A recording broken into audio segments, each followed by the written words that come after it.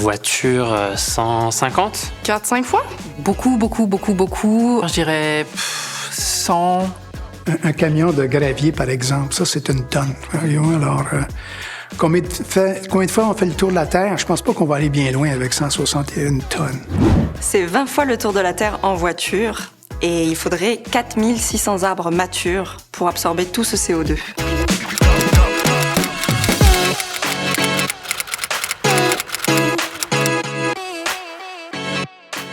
L'utilisation de l'imprimante, se connecter sur Internet aussi, ouais. J'imagine les avions, donc tout ce qui est déplacement, que ce soit dans la région, que ce soit à l'autre bout du Canada quand on a des rencontres à Ottawa, ça risque d'être ce qui est le plus polluant. À la boussole, en fait, on n'a pas beaucoup d'impact sur l'environnement, heureusement. On essaye, en tout cas, de limiter.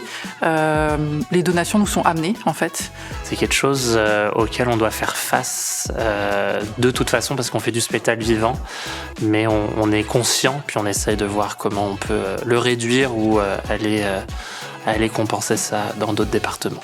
Nous sommes un bureau d'architectes. La moitié de l'équipe travaille de chez eux, donc au moins ils ne se déplacent pas.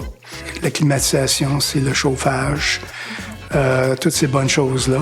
Même en tant que fournisseur de services, nous avons un impact sur l'environnement, qu'il soit positif ou négatif. Il est important de connaître les activités et les secteurs dans lesquels nous polluons le plus afin de mettre en place des actions et des ajustements pour réduire ces GES.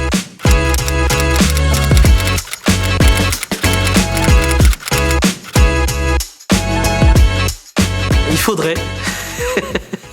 Donc il faudrait qu'il y ait quand même des actions telles que réduire les transports ou alors même réduire les trajets de chez nous au lieu de travail.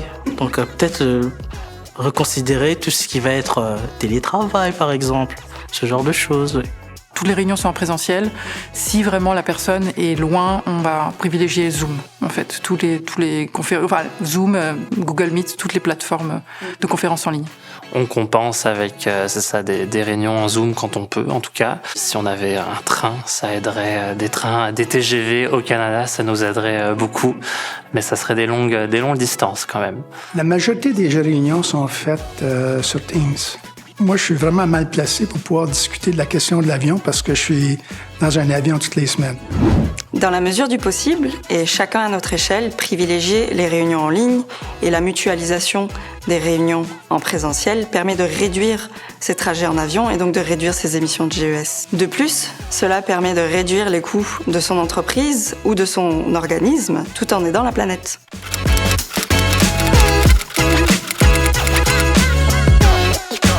J'adore.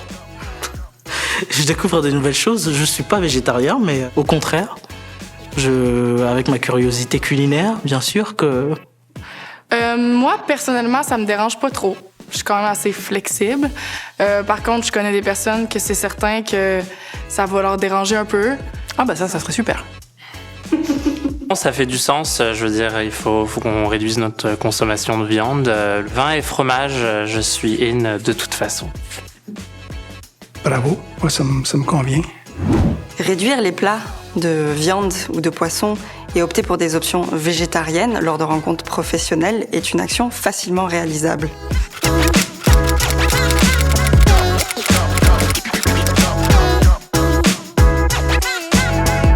C'est certain que ça me favoriserait à faire peut-être plus du covoiturage, peut-être utiliser ma bicyclette un peu plus. En ce moment, je prends l'autobus. S'il y avait un système de points, ça serait super parce que c'est toujours chouette d'avoir une petite récompense, de se dire non seulement je fais du sport et puis je participe à protéger l'environnement et en plus, je sais pas, on me donne un petit cadeau, c'est chouette. Non, on a une compagnie qui vient que en vélo ou en bus. On fait déjà ça bien, je pense. Bien, notre bureau à Montréal, on finance l'abonnement au Bexy pour encourager les gens à utiliser la bicyclette. J'ai ma carte de transport ici, alors quand j'ai l'occasion, je saute en autobus. Inciter à la marche, au vélo et au covoiturage offre des alternatives plus respectueuses de l'environnement, tout en favorisant la santé et le bien-être de chacun.